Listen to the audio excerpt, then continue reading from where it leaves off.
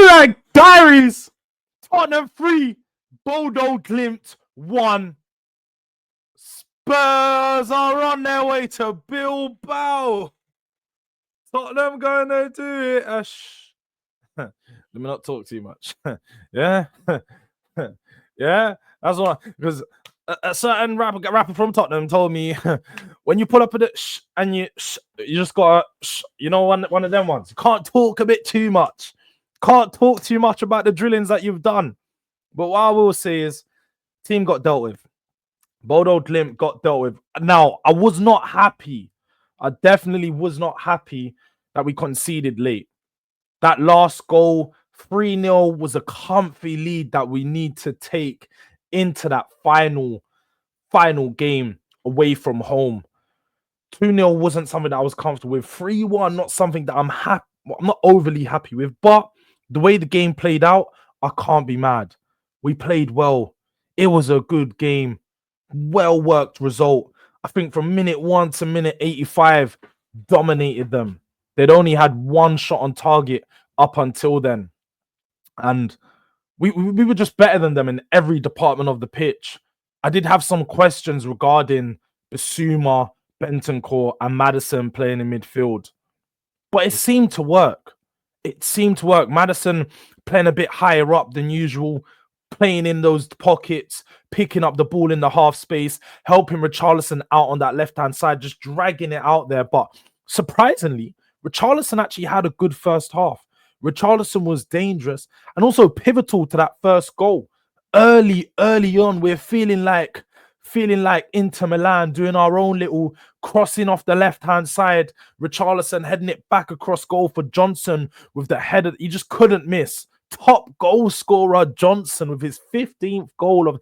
Dare I say, Johnson could still reach 20 goals this season, which is nuts. When you think about it, it is nuts. Johnson scoring the goals to lead Spurs into a European final. It is crazy. But away from that, a player that, look, I always like to give I make the apologies as loud as the what's the saying? Whatever the fuck the saying is, you guys know why I'm going with it. It's as loud as the hate is as loud as the positivity. Let's just say that. That's my one. Yeah. So Maddison,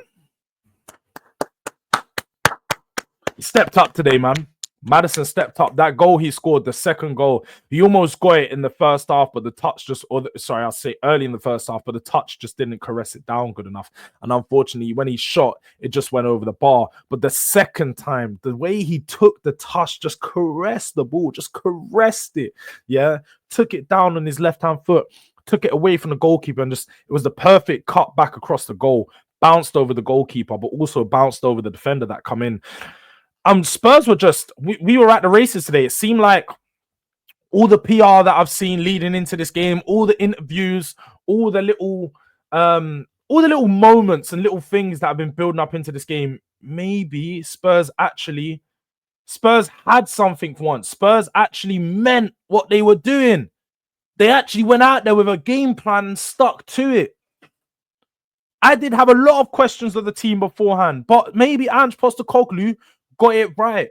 Brennan Johnson didn't necessarily have the best game, but he was still a bit dangerous down that right-hand side, still combining well with Pedro Porro, who was pretty much in the last game.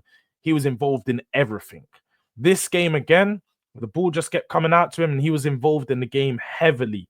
And we just done really well to take advantage of those wide spaces where we knew they were going to be weak. I do think, again, though, going into that second leg, Matisse Tell would be the better player to start off the left and potentially Odegaard off the right. But you're always going to go with the stronger team. You're always going to go with the team that's got the momentum and the team that you've been able to trust to get you through and score goals. So, obviously, with that in mind, dropping Brennan Johnson is probably not going to be something that takes place, especially after him scoring the first goal today. But more importantly, Man United beat BILBAO.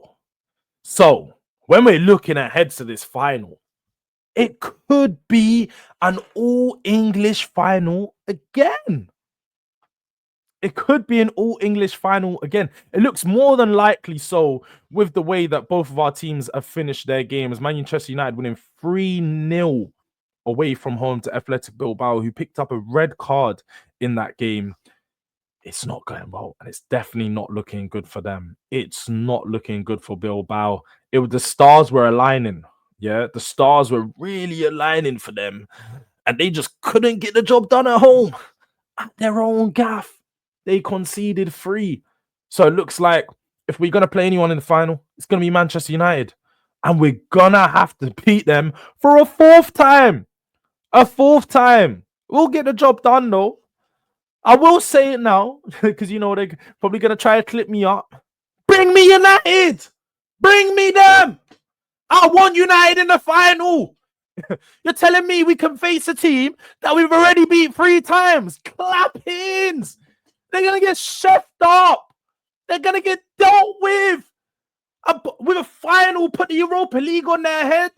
I'm ready for it. I'm there for it.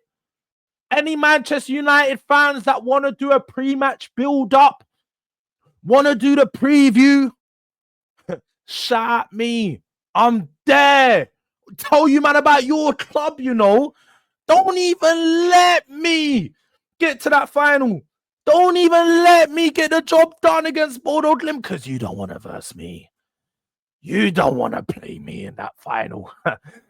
I know you're shivering in those boots. You're shaking.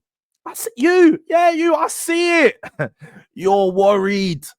You're going to do the, I'm Manchester United. We're a big club. We do this. They're going to do all the fake chest thing, yeah? But guess what? That chest is balloon. When you poke that shit, it deflates. Inverts. Literally inverted chest blood. Yeah? So we know when you come up against Spurs, you're not going to like it. You don't want it. You're going to get dealt with. Just like Bodo Glimt got dealt with today. Just like you got dealt with early on in the season. Twice. 3 times. Not 1, not 2, 3. How greedy. Was 2 not enough? Was 3 not enough? We're going to have to make it 4. Hey. But I am happy. As you can see, guys, it's been a while. It's actually been a long while since I've done a watch along. I've been happy. I'm watching Spurs and I'm like, yo, what is this? I don't even know what it feels like to win a game comfortably anymore. I don't know. I don't even know what a clean sheet feels like. Like, someone tell me what a clean sheet feels like, because I don't know what those feel like. I was thinking I'm going to get one today. You know, like I'm thinking I'm bagging.